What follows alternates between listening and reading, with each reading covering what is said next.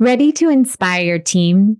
Meet their professional development needs with anytime, anywhere access to a custom digital library from OverDrive.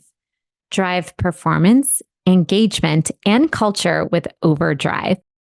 Learn more at company.overdrive.com/corporate-libraries. And visit OverDrive's booth at the ATD conference in May for your free gift. Welcome to the Accidental Trainer, a podcast where you'll hear firsthand stories and tips on how to start and grow your training career. Hello, everyone, and welcome back to another episode of ATD Accidental Trainer podcast. I'm your host, Alexandria Clapp, and today we have with us Cortney Marchetti, who is the Director of Talent Management at OverDrive, with products like Libby, the corporate library reading app used by Fortune 100 companies and small businesses to get teams in alignment and to drive performance, engagement, and culture for their teams. And we also have Lindsey Levinsohn. She is the team lead for the corporate market at OverDrive. Hello, Cortney and Lindsey. Hello. Hi. Welcome. I'm so excited to talk with you both today. We are going to talk a little bit about alignment and what the possibilities might be with digital libraries. But before we do that, I won't shortchange you. We want to hear a little bit about your career stories. So can you both tell us how you landed in your roles and anything that was accidental in your journey? Cortney, maybe you can kick us off. Sure. So I feel like most of my career has been accidental, or maybe just accidental with the good doses of strong mentorship guiding the way. But I headed through college with an English major and really no idea what I wanted to do. And I was set to graduate in the middle of a recession. It was really by accident or maybe happenstance that I decided to pursue law school. And I moved to San Francisco after graduation, and I was a clerk, which was basically like a glorified intern at a regional firm. A couple of months after I started, decided to close its San Francisco office, which, of course, sent me into a panic. And again, by luck or happenstance or whatever, I had some cases with a partner who was splitting off with a couple of others to start his own firm. And they happened to be focused on employment law. And so that became my focus, what I started working in. And several years later, I moved to a bigger firm and I knew I didn't want to be a partner. And I was really done with the whole litigation thing. And so I started looking for and interviewing for in-house attorney roles, just in-house counsel. And I met up with that original partner who'd kind of given me the path to the smaller law firm. And he asked if I'd ever considered HR instead of being an attorney. And so he made some introductions to colleagues so that I could understand what it was like to work in HR. And through that networking, I was able to pivot into my first HR role at Shutterfly, which was almost 12 years ago. And I haven't looked back from HR since. That makes sense. I feel like there's a lot of legal stuff that HR has to do that is good to have that kind of background before. Yeah. And what's been really fun is that, from that initial focus on kind of the compliance element of it or the policy element of it, I've really moved into a space of focusing on learning and development and focusing on internal communications and performance and DE&I and those types of things. So, kind of that broader strategic part of HR, not just the employee relations compliance stuff. That seems like the more fun stuff to me, but I don't know anything about the law. So I couldn't agree more. Lindsey, what about you? Tell us your story. I got a bachelor's degree in history and in pop culture. My original plan was to go into museum studies. And my mom, who is a librarian, said, why don't you go to library school? And so I did. And when I was just graduating back in 2008, OverDrive happened to be in Cleveland where I was, and I got a job there. It was a pretty small company when I started there. So did that for a couple of years. I worked in collection development, picking books, and then I decided to leave. I needed to try out public libraries, what I always thought I would be doing. And it wasn't fast paced enough for me. So I ended up coming back to OverDrive about 7 years ago. And they said, we've got this market of corporate organizations. It's pretty small, but see if you can do anything with it. And I did. I sort of thrive in forging my own path at jobs. And so it's grown into a pretty good market right now. I sort of have been a jack of all trades because I've needed to be. I've done pretty much everything, the product support, account management, marketing, content. And now I get to work with all of these amazing organizations that are so different. They all have different needs. No 2 days or partners are the same. I'm sure people listening are like, she's my girl, because they also have to wear all the hats and they're a jack of all the trades and do all the things, and also forging their own path. I think that L&D gets a bad rep sometimes, but they sort of need to do that to be change makers. So hopefully people are listening and feeling inspired that maybe they can do a little bit of that in their own work. Also, it's cool that you have this background in public libraries. One of the topics I was thinking about when I was planning to talk to you guys was maybe about curation. I think that skill set is needed more than ever. There's just a lot of noise. There's a lot of stuff out there, and maybe less need for us to be creating our own custom designed like anything nowadays. But that skill set that people have as like librarians doing curation, there's like an actual science to it. It's so fun. I get to work with books all day.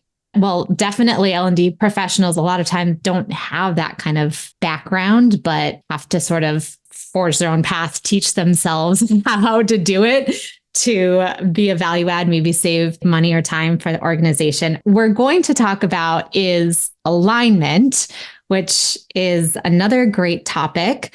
And before we just like jump in, I think that it would make sense for us to get aligned, level set, and figure out what exactly we even mean by that term. It's, of course, no surprise, something that folks say over and over again. There's like misalignment between L&D and their business, within their teams, all sorts of things. But Cortney, do you want to kick us off and help us get on the same page? What do we mean by alignment? When I start thinking about learning and development as a discipline and, what learning and development professionals do, there's this aspect of it that I think is kind of our default, which is we're talking about individual skill development or individual capability development. So making sure that our team members have the skills to do the job that we need them to do. And that may be the hard skills of I've got to teach you how to code in this language, or I need to teach you how to do the type of graphic design that aligns with our business and our look and feel that we want everything to have. And it's also those soft skills, right? Like we, as learning and development professionals, we do things related to communication or project management or those types of things. But I think there's another way to look at learning and development, which is how we foster organizational capabilities and how we foster kind of organization-wide competencies. You have the most competent and capable individuals in the world, and you can invest a ton of resources into their skill development. But if they aren't focused on the same goals, and if they're not operating as a cohesive team, then you're not going to be successful. So when you think about all of the different methods that learning and development professionals use to enhance skill development and get these concepts across to large groups of people. So things like classroom training or e-learning or micro-learning, even on-the-job training for the actual skills of the job. A lot of those are actually focused on the skill development, whether those are hard or soft skills.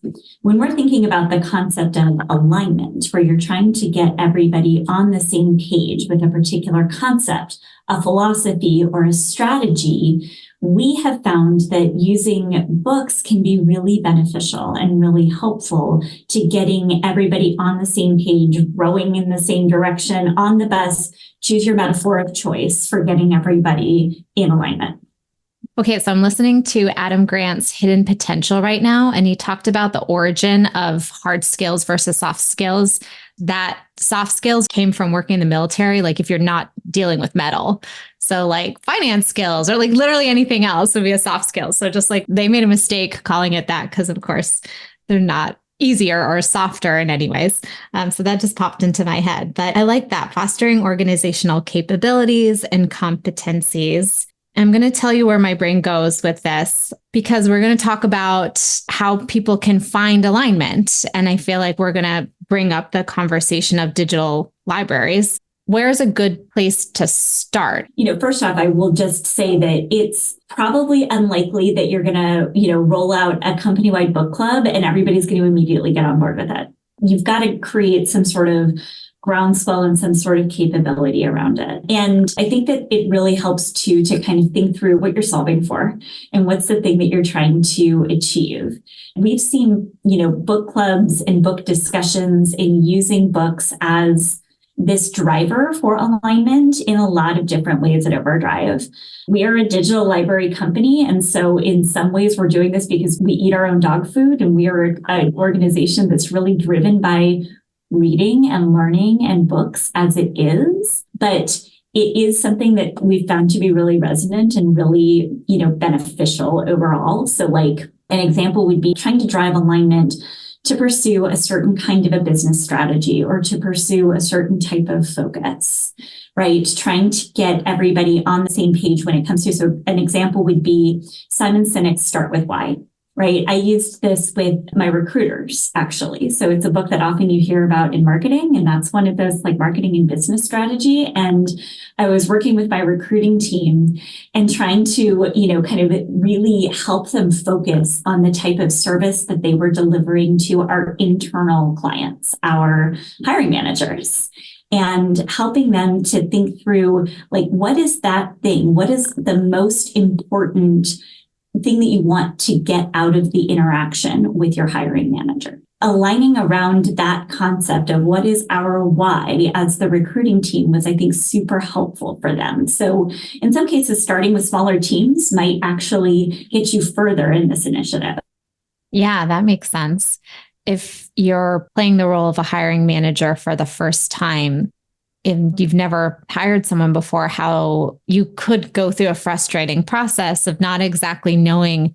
It's like, you didn't get what you wanted, but you don't know what it was that you wanted. It's almost like hard to pin down or articulate. It's cool to hear, like, on the other side, them doing a little work, those recruiters, to help you figure out what you're trying to articulate. Yeah, like I think about the celery test, right, from Start With Why, which is like, just if you haven't read the book, it's the example is you go to the grocery store and let's say that your objective is to eat healthier.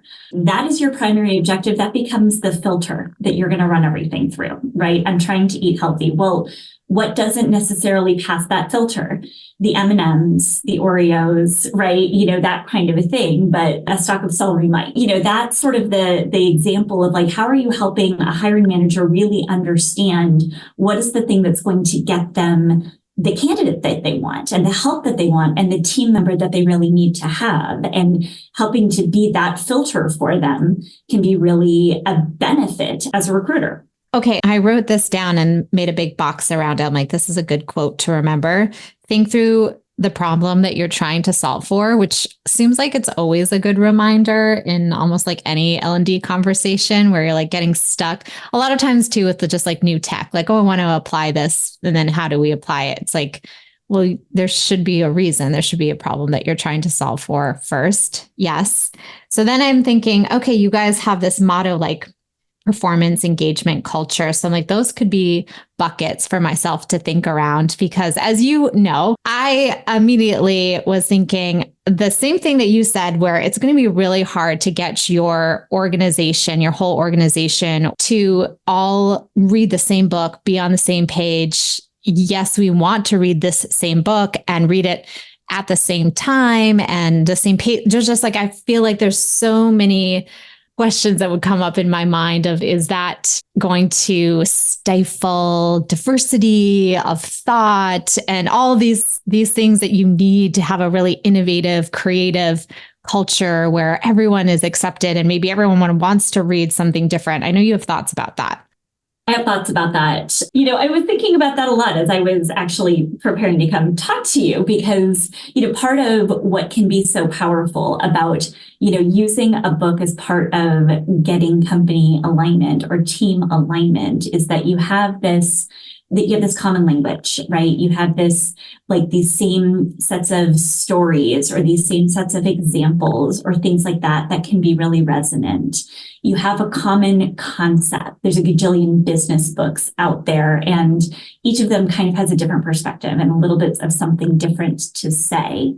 And it really is this question of how much do we want to foster homogeny versus how much do we want to, encourage dialogue and differences of opinion, right? There's certainly lots of room for healthy debate. I think one of the great things about reading like a nonfiction business related book is like every single one of them has a million examples and a million different case studies and things. And so everybody reading it is going to take something different out of it. But at the end of the day, it's that same core concept that you need folks to focus on in order to move forward as an organization. And I think that's why kind of getting a group of people to do something at the same time, kind of different than focusing on just developing individual skill sets. You're trying to develop this collective consciousness or this collective idea of how to move forward together. And everybody rowing in the same direction or everybody on the same page or whatever it is really critical to moving your business forward.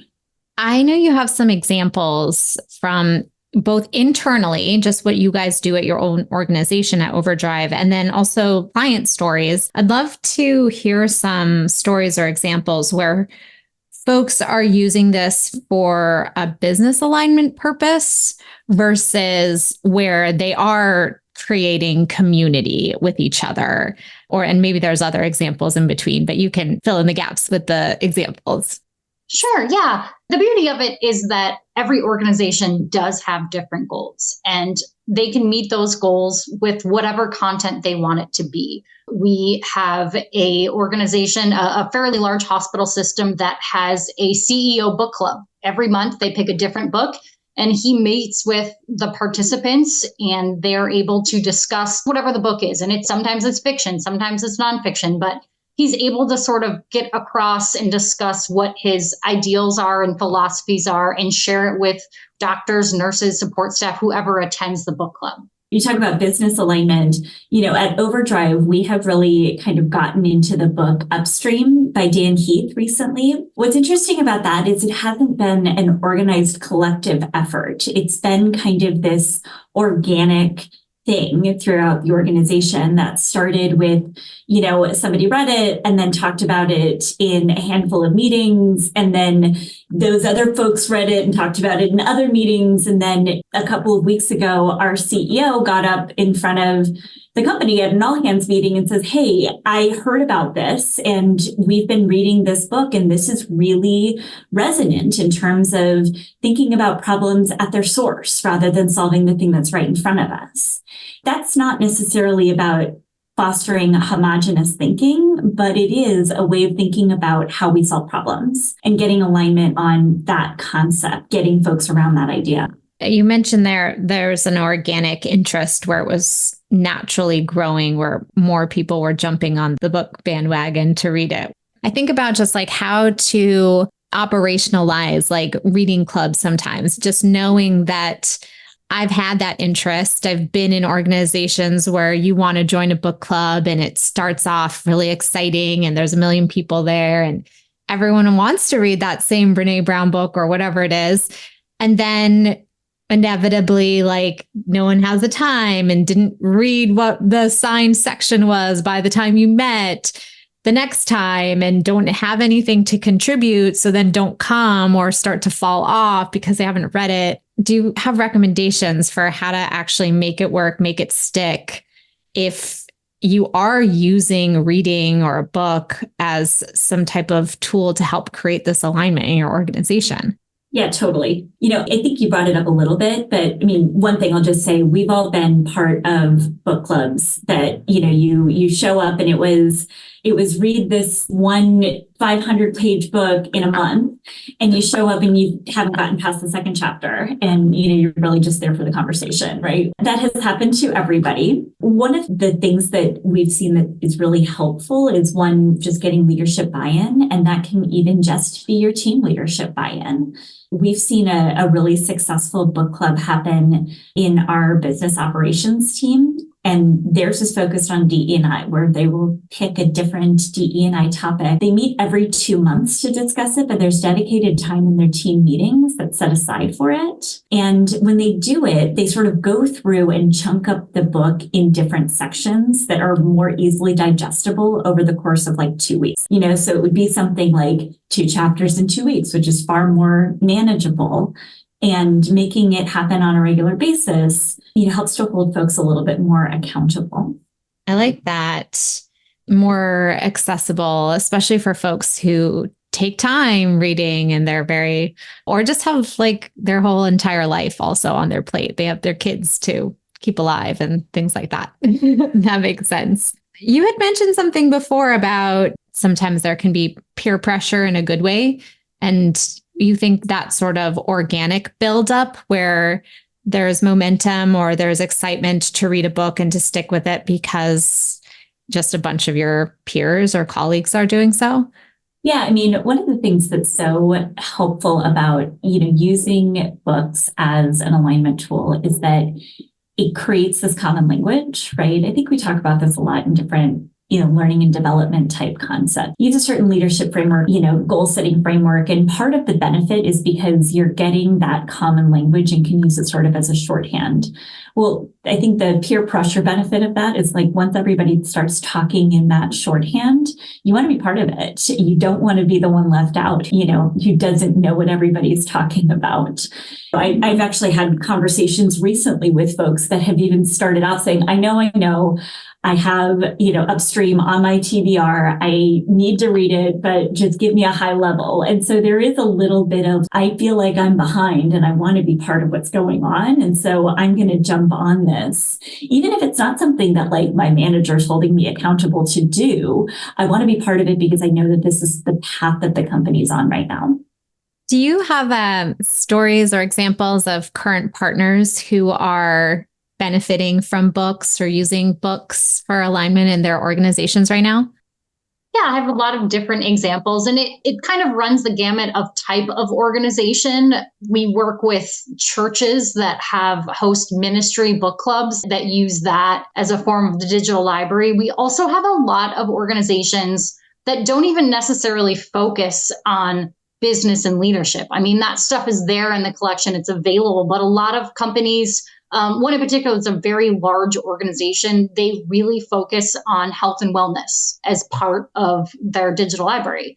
They have titles that are parenting and working out and some fiction content. So they're seen as a tool for wellness and happiness amongst their employees. I'm thinking about if you're interested in this idea, this concept of how I could bring a digital library to my organization, but you're going to need to kind of make a case for it, do a presentation, show some stats or numbers or something. I don't know, however people do this. What kind of recommendations do you have for helping folks to make that case? The recommendation is really to first figure out what it is that you want. What sort of content is it that you want to offer? How does it fit into any initiatives or programs that you currently have going on or things you're thinking about in the future? And once you decide what it's for, it's easier to then figure out how it's going to be implemented and what types of titles you're going to be purchasing. We do have a demo library on our Libby app that we are able to hand out sort of demo access that you can see the user experience. It's really helpful when you're bringing this to leadership as a suggestion to demo it so they can see what the actual user experience is. Then, happy to help put together suggested lists of titles. I work in the catalog all day, every day, and kind of know what types of titles are popular, what things have helped organizations. And so happy to help put lists of titles together. We have a lot of organizations that will come to us and say, We love this, but we have to prove its value. And that's what it's about. And sometimes you start very small. Sometimes you're starting with just one department in your organization. And as you see success, then you spread it out to other departments. So it doesn't necessarily have to be a huge library to start with. It could be just solving one problem. Is that an ongoing type of support or service that concierge will help you craft or create or curate? Or is that just sort of in the pilot phase or when you're sandboxing around?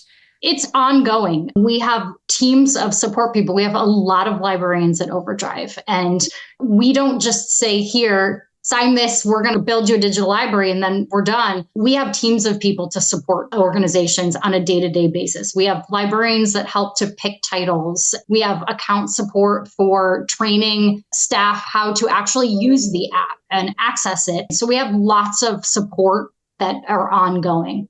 Okay, so I'm imagining maybe you're in a trial case and we've invested, your organization's invested, and you're trying to be mindful that you want to show the results, show what happened. Do you have any recommendations for how folks are able to do that with the metrics that you're able to see through a system like OverDrive or just in general? So administrators, there usually is one person that's dedicated to managing this. It was maybe their idea or passed off to somebody else. They have access to some reports, a suite of reports that they can see who's checking out what titles. They can see what's being accessed. Maybe a certain, leadership books are being accessed more than language learning. Then we're going to not buy language learning. We're going to invest more in the business titles. So it helps to guide your purchasing decisions, and maybe seeing that there is one department that is more heavily using this than others. Also, organizations will get lots of requests. Once it's turned over and introduced to the employees as a tool that's available, they get tons and tons of requests on things that they would like to see in the collection. Some of them relevant, some of them not, but there is a feature in the user experience where they can click a notification, and that comes to the administrator that they are interested in this title. What about there's a couple of books from our keynotes at the ATD conference. There's Venus Williams has at least one. I think Dan Pink has a zillion. Mm-hmm. Dan Pink is one of my absolute favorites. I mean, that's when it's like an example of books that have really stood the test of time. And I recommend Drive by Dan Pink all the time as it's really great for leaders, in terms of how you motivate your teams. But I think it's equally good for individual contributors. And so that's a great book for a leader and a team to read together and have really good conversation about how to foster that intrinsic motivation and how to continue it once you have it. That's a great one. Oh, something we didn't talk about that I know in previous conversations talked about, but I feel like I'll be sad if our listeners don't know, is we were just talking about kind of creating more equity opportunities, trying to bridge frontline workers with corporate workers, or even just trying to ensure that you're creating accessible ways for all of your workforce to access something like a book. So can you guys talk a little bit about that and the digital library experience? Absolutely. One of the benefits of a digital library is that it is available to everybody in your organization. It doesn't matter what location you're in. If you're in a different country, if you're an employee of this organization, you can access the title. So that's a really nice benefit that we're meeting people where they're at. Digital audiobooks are huge. A lot of people are listening to audiobooks as a way of consuming titles because people are busy. People are, driving in their car, doing chores, childcare, whatever. There's a lot, people are busy in their lives. And so we're able to meet them where they're at with the digital library. When COVID hit, we had a lot of organizations come to us and say, we have these libraries that are really loved, but nobody can access them anymore. And so that's where we came in. We did a lot of digital libraries during COVID that enabled teams to connect over reading and books, even if they weren't physically together. I like that. Good recommendations. Okay, so as we start to wrap up our conversation about alignment and maybe using digital library or a book club to help enable some of that. Are there any closing thoughts, anything that we didn't mention that would be remiss, something that L&D professionals can be thinking about and changing their approach to managing alignment? One thing we didn't really talk about that I think is worth mentioning is, that you can use this concept outside of a pure business, teach a group of people how to do something, kind of a framework. Using a book and reading a similar book altogether is a really great way to build community. We have a really popular book club in our global department. It's actually open to anybody, but they choose books from markets all around the world and use that to kind of foster good dialogue and good conversation and good community. And that can be such a benefit. You're working with folks, to Lindsey's point, if folks are remote, if people are working in different offices, if you're in a hybrid schedule and you're working on different days, connecting in a way that is kind of even outside of work and not about work, but about a fiction title or something like that can be really powerful and a great way to build community. Building off of the last conversation we had with Devin recently about loneliness and creating connection, sometimes it's easier said than done, where you still need some type of structured environment, some scaffolding to help enable that connection. And I think this makes sense. Having a book club can have some structure around it that can help fulfill that goal and that need. Maybe bring people together where they do feel connected and they are feeling less lonely. And it's, maybe a little less awkward than let's make sure that we're meeting more often and just chatting and how are you doing? And just have real conversations, but about something else. And sometimes it's easier to talk about something else than about yourself, a little bit indirectly, maybe your opinions about the other thing, but you don't have to weigh in all the time about what's happening maybe in your own life. I think it's spot on. It's actually, even that is a really good example of why using a book to drive business alignment or leadership alignment can work really well, because it's not just, here's me and here's what I think. It's, here's this thing that's outside of me that was written in a book. So it's got to be true, right? It's got to be valid. There's some external force about it that's really making this more resonant. And I'm going to use that to kind of be this entry point into the conversation. It can feel a little less confrontational if it's something that you're trying to get people on board with. It can be a little bit more dialogue generating because it's not just your own opinion and there's different examples or different case studies or things like that in it. All of that kind of, I think, leads itself to really good, rich conversation.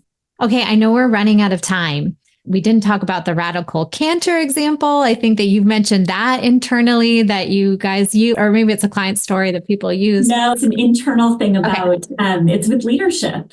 Okay. So, this is another one where we have not gone out and said all leaders must read Radical Candor at OverDrive. It's another one that has evolved really organically. So a lot of leaders at OverDrive have read Radical Candor and use it in a lot of conversation. It's been really beneficial for peer coaching, where you can use this common language, you can use this shorthand and catch a colleague who might be veering into ruinous empathy or something like that and call them out in a way that doesn't feel quite as confrontational and doesn't feel quite as dramatic, but they understand and know what's going on because you have that common foundation related to reading the book. Or not as personal, right? Where you're able to separate yourself from actions or behaviors or something that's happening. Also, the concept of Radical Candor. It is.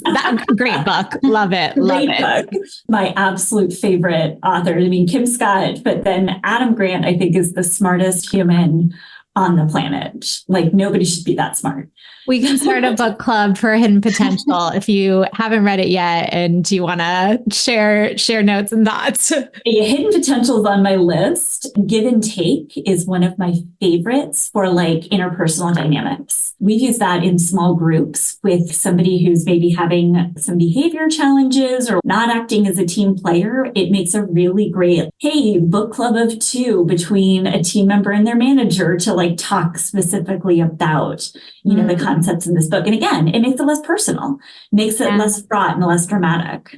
Ooh, lots of good ideas. I hope everyone listening is getting lots of good ideas, our inspiration of how they could make this work in their organization. Let's switch back to focusing on you ladies. And do you have any learning goals this year? So this year I'm learning more about neurodiversity. I have a family member with a recent autism diagnosis, and we've got some courageous team members at OverDrive who kind of shared their experience. So what I'm leaning into is learning about overall the experience of neurodiverse team members and how we can create environments and experiences that are more equitable and more accessible, thinking through like what is an accommodation versus what's something that just we can do in the workplace that makes it more equitable for everyone. About you, Lindsey? I am focusing this year on product development. Even though I don't work on the product development side, the market that I'm in is an emerging market. And so I'm really learning how to ask our customers what it is that they want and how we can implement it. Learning about life cycles of development, just because overall, I think that's going to help me better serve the organizations that we partner with, to help to tweak our products so it fits in better with their technical aspects that may be different from public libraries. Very different, diverse goals you guys have going on over there. And a last question before I let you guys go, where can folks find you and keep up with your activity? You can find me on LinkedIn. That's probably the best place. Same with me on LinkedIn. Great. Well, we will share your LinkedIn and share some resources in our show notes. And thank you both so much for a great conversation today. Thank you for having us. Thank you. Thank you to our sponsor, OverDrive. Thanks for listening to this podcast from the Association for Talent Development. Be sure to check the show notes for resources mentioned in today's episode. And if you found the show useful or insightful, please be sure to like, subscribe, and share it with a colleague.